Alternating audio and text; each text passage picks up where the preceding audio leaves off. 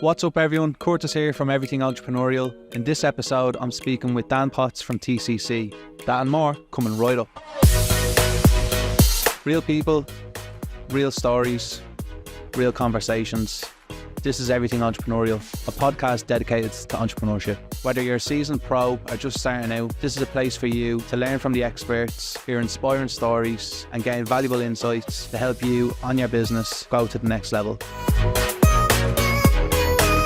Okay, Dan, thanks very much for coming on Everything Entrepreneurial. Would you like to introduce yourself and tell us a bit about your business? Sure. So I'm Dan Potts from TCC. So we have two separate parts to our organization. We look at working with organizations on their staffing strategies and how they go to market. And then we work with individuals about how to overcome the certain challenges in the market within their own career. So whether that's looking for a new job or going and redefining their career or taking a whole new career path entirely. So we work in those areas. The link up between those allows us to make sure that we provide a holistic approach to both the business, because we can bring information directly from the talent, and equally we can bring the insights from organizations of what they're trying to achieve directly to the talent to help them overcome key challenges in the market currently. So the two work nicely in tandem. Brings an awful lot of challenges, brings an awful lot of constraints on time, but it works really, really well.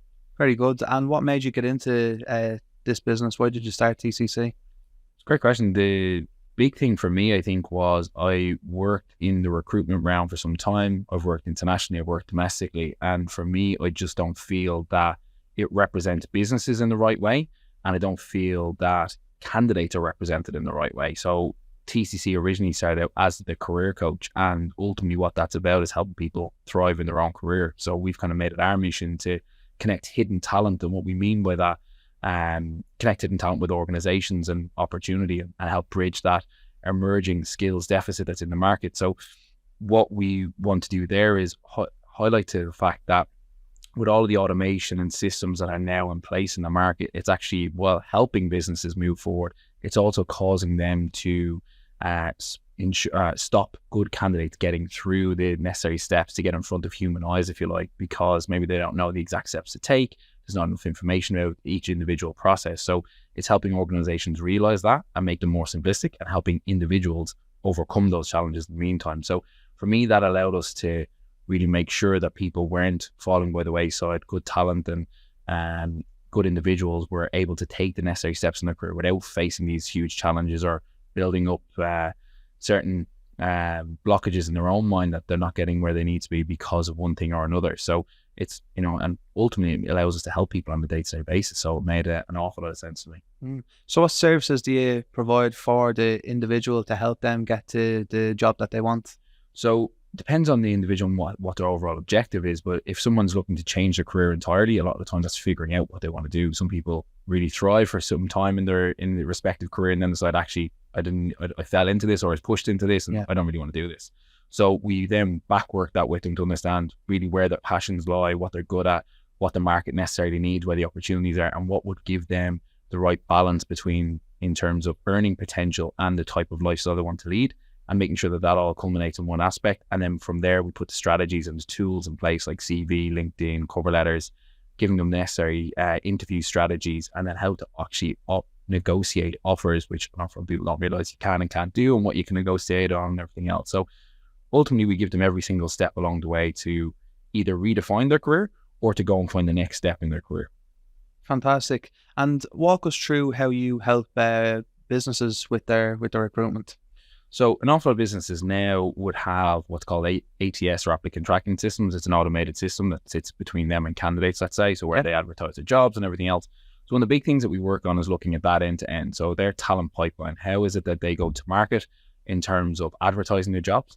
When people land on their website, what type of look and feel do they get to that organization? Does that fit well with what they do? Does it give them the right understanding of the culture, the values, and ultimately what they can expect when they join the business? Does it entice them to join the business as well, of course? And then when it gets through that pipeline, they submit their CV. What hurdles do they need to get through? What blockages do they come up against? When they get to meet actual people in the organization, is that process seamless? Is that very abstract? Is it not defined correctly? So it's really giving them an end-to-end approach of how they go to market to find talent. Number one, in terms of how they represent their brand in the market. And then two is how they actually go to market themselves and headhunt people, as opposed to always relying on maybe recruiters or people coming to them. which is a reactive approach. We want to help businesses be both proactive and reactive. So when they're doing the reactive piece of advertising their jobs, how do they make sure that that's seamless and really enticing to respective candidates? Because especially in a talent shortage market, you want to make sure that you're standing out from the crowd. Yeah. And equally then, how do they go to market and really headhunt the people that they want to bring to their organization? What's the best practice? What's the right approach? How do they do that without having to spend huge amounts of money, which an awful lot of organizations are on recruitment fees? So we do that quite successfully across a number of areas. And by doing so and working with you just help obviously reduce, it's more cost effective for them. The attrition rate would be much lower because they're getting the best in the market. Yeah, exactly. And they're representing themselves in the right way. So, I mean, cost wise, you're talking anywhere from upwards of 50 to 80% difference in terms of savings. In terms of retention, it tends to be anywhere from 24 months to 24 months longer.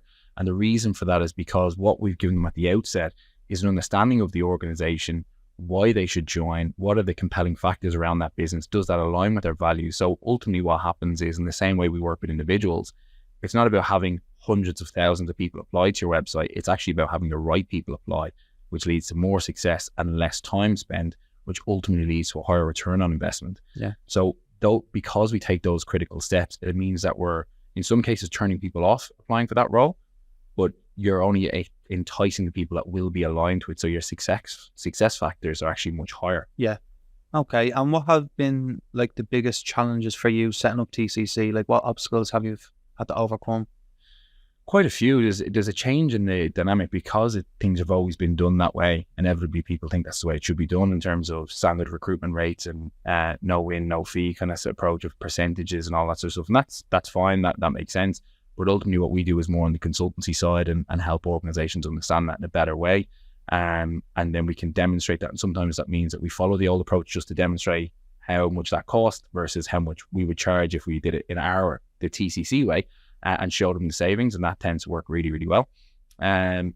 So that's definitely been a factor. There's definitely been the challenge along the way, I guess, of getting the message out there, like any organization, getting the marketing right, getting the messaging right. When obviously you're on the implementation side, it's hard then to get your head up and look at other aspects. So it's trying to balance all of those areas that have probably been the main challenges. And would you say you have a great skill set to run a business like that, all the balancing? Like, do you have any experience before in running businesses? Yeah, I've been fortunate enough to work in some pretty cool organizations that worked internationally. So it meant that I've been brought into different areas, specifically in this sort of work. But ultimately, like I went initially in to do sales in a specific business, ended up becoming the managing director quite quickly. We then diversified that organization into a very much consulting firm, and then was going out winning business in that area. So I've had that nice track of being able to go out and do that. I then went in and set up another organization on the back of an existing business.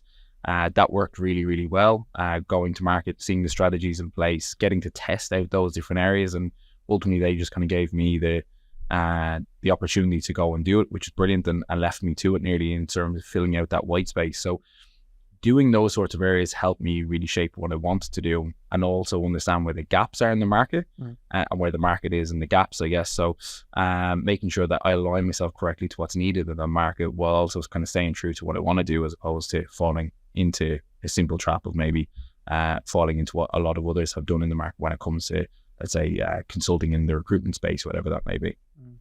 And what obstacles do you think entrepreneurs face the most? Like, do you think it's themselves that stops them from starting that business, or to pursue their goal? Like, what do you think is the biggest kind of factor that stops them from starting a business? I think there's a lot to it. I think the big thing really is, I think fear is a big thing. I think that was certainly, I would have known it was probably entrepreneurial, but maybe it wasn't sure whether it was an entrepreneur or an intrapreneur. And I think for an awful lot of people, they sit in between that line when they're hesitant to take that step.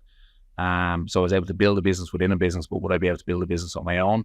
When you have responsibilities and stuff like that, sometimes that allows you to give yourself the excuse to do it. So I think sometimes it is more the excuse factors and the lies we tell ourselves.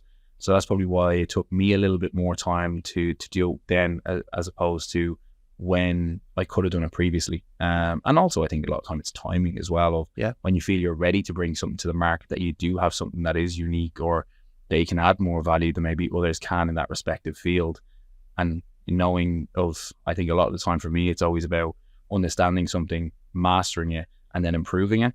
And what I seen in the market was when I understood it and I mastered it and did well in that area, I noticed an awful lot of gaps in the way things are done currently. And that's when I want to improve it. And I don't think in that setting or any other setting I'd be able to do it in the way I want, or the way I need to, or the way it needs to be done. So I think for me, that was the track. But I think for an awful lot of others, it is definitely the fear factor, and certainly sometimes the excuses we allow ourselves away with. So it's just probably taking that step allows people to overcome the fear quite quickly. About your learning and development, do you think entrepreneurs need to constantly be learning and developing themselves in order to run a successful business? And what type of learning and development do you do yourself to continue running TCC? Massively so. For me, I'm constantly reading, although I don't get time to sit down and physically read. I use Audible quite a bit. So listen to books on the way wherever I can. So whether I'm going to meetings or going to pick the kids up or going to the gym or whatever it may be, it's constantly listening to audiobooks. So whether that's on self-development, on specific areas, whether it's to do with marketing or business in general. So I think it's a constant pursuit of understanding, especially in the space I'm in, because everything changes. If you're in the technology space, it moves very, very quickly in any space, to be fair. So I think with talent now and the emerging shortage in talent skills, it's consistently having your finger on that pulse. And unless you're learning and continually progressing, you're standing still, or in most cases, if you're standing still, you're regressing. So I think it's really that constant pursuit of understanding of where the market's going, how it's going to shape in the next 5, 10, 15, 20 years, and even the next 12 months is going to be a very, very different space. Yeah, definitely. And for someone who's looking to start a business, what advice would you give to them? Obviously, if they do their market research and stuff like that, but what way do they need to be psychologically, I suppose, is what I'm asking. I think resilience is a big thing. So you make sure, like, it's very, very easy to get run down and take on an awful lot. You're trying to be all things to all people at the very, very beginning, I think that's not a bad thing, because you have to learn what does work, what doesn't work, and everything else. And sometimes what you initially thought doesn't actually become the way you work. And certainly that's happened for me.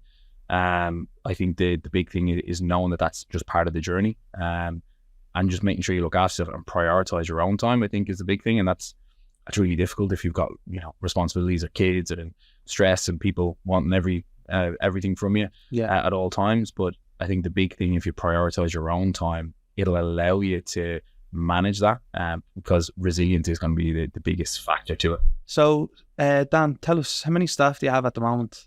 So there's 10 in the business at the minute, and it's expanding pretty rapidly. And how do you find managing people? Like, what are your leadership skills like, and how have you cultivated them over the years? Yeah, so like it's probably been it's definitely learning by failure to a large degree. I've worked in small, medium and large businesses, so that sort of stuff has given me an opportunity to work with big teams. Like its peak, I was managing about 50 people, and then that was across the division that was looking after 2,000 in terms of management consultancy I was working in that I'd helped build. So I think from that side of things, it's given me a flavour of all different walks of life, different individuals, how to work with them, how to try and bring out the best in them, how to make sure I try and bring out the best in myself when I'm managing them. So I find I enjoy it, but I'm also consciously aware that with every individual that I hire or any individual that I work with, there's always going to be different aspects to them, different nuances and so on that's going to help them in the biggest way. So really, I enjoy that sort of stuff. That's a nice learning curve of, again, helps me learn to work with other people. When I'm meeting clients, there can be nuances there between them and staff and everything else. So it allows you to try and figure out how they operate, what are the big important things to them, and ultimately that helps them be successful in the business, but be successful in the role, I think, is a big thing, and enjoy what they do. So once I think from that side of things, and those experiences allowed me to do that an awful lot more effectively. TCC, what's it looking like over the next 6 to 12 months? What's the roadmap? So big growth, I think, happening with it. The big thing for us is trying to digitize it an awful lot more, bring that to a wider market. Obviously, it's Ireland, UK at the moment, which is great. More predominantly Ireland, but one of the big things, I guess, with coaching and everything else, and our big focus behind it has been trying to make it as affordable as we possibly can. And we're still not fully there yet, where it's affordable for everyone, because unfortunately, if we look at coaching in general, it's been a really expensive piece to have. We're one of the most cost effective on the market already, but what we were looking at is our Career Success Club, and what that's going to bring is an end-to-end digital experience for everyone to be able to understand firstly the job market, what they need to do, what are the key steps they need to take, all of the tools they'll need, how they'll build that up. There's going to be in-depth learning modules, and then moving forward, that's going to become an all-encompassing hub for people with their career. So that's really exciting. So we're looking at how we bring that forward now. Do we need to go for investment? Do we not? How does that going to set up in terms of the technology stack that's going to sit behind that? So there's loads of different pieces that will spin out of that and be really interesting. And again, I think the big thing for us is that that's going to bring an awful lot more even to our existing clients, because as soon as they join us, they get access to that. And then long term, what that will be is that will be rolled out as its own, I suppose, standalone support system. So that's a really exciting step, because ultimately for us, I mentioned earlier, but it's helping that hidden talent emerge themselves into the open market and become visible to organizations. And to do that, they need support. Otherwise, career coaching wouldn't exist. So the big thing there, that's going to really help not just people here, but internationally. So it's a really exciting step for the organization moving forward. So someone looking for a job, they sign up to the Career Success Club. You help them through the contents to get their job. Down the line, a couple of months, if they're looking for a promotion, they can use the Career Success Club to help them get that promotion. The whole journey of their career is going to be essentially there. Is there anything else on the Career Success Club that would help them? Yeah, I think like exactly as you said there, obviously securing that job, passing probation, I think is a big thing, because, imposter syndrome kicks in during that period as well. And I think that's a really important step. So understanding what it is, how to overcome it, make sure that they really progress through that 6 to 12 months. Once they've done that, what does that next step look like? How do they look for progression in their organization? How do they progress their own skills outside of that? So what the Career Success Club also will be continuous learning and development, and also help them identify the relevant courses that are going to be specific to their career trajectory and their career path that they want to take. That's going to make them a more, valuable candidate out in the open market, and how they can continually build up their respective skills at hopefully a very low cost rate, but certainly at a much lower rate than what they'll be able to achieve on their own. Very good. So that's applicable to any individual who's looking to change career and move up in the career ladder. Exactly. And in relation to B2B, is there any industry specifically that you like to help, or can any business approach it? Yeah, I think we do work across multiple different sectors, which is great. Like we work across IT, FMCG.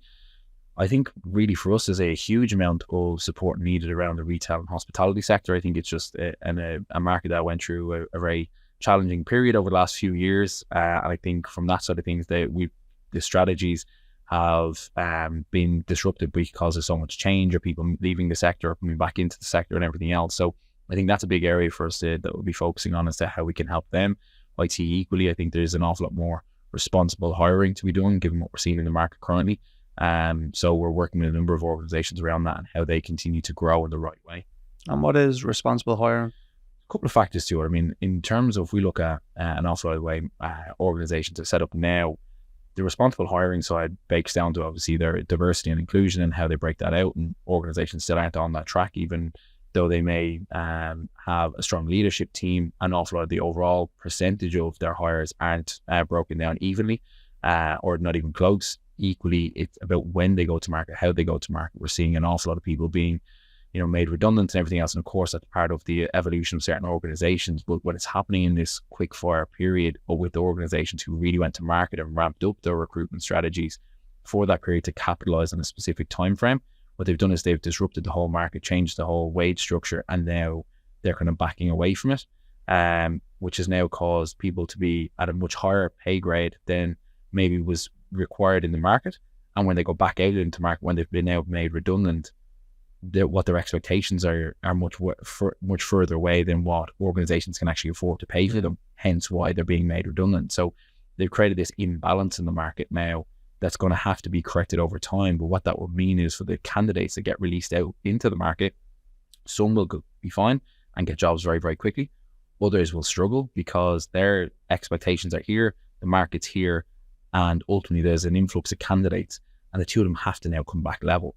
So that's going to be a very difficult period for some, hopefully not for too many. Hopefully we can help quite a few of them. We're doing an awful lot around that space at the moment, from free resources just to help people overcome that. We recently ran a CV workshop for that specific area. So those sorts of things we'll continually do. What I really want to see is, from organizations, specifically the bigger ones that lead on diversity or talk about their leading on diversity, inclusion and culture and everything else to actually walk that walk a bit more, but equally the responsible hiring to bring that a little bit more in line with the actual real things that are happening, and not try and just push salaries higher to then headhunt people from smaller organizations, which actually impacts them much more. And when they can no longer afford to manage that, they then send them back into the market, and ultimately there's less jobs available now because of how they've approached it. So really it's getting a number of factors to work together. So it's a big job.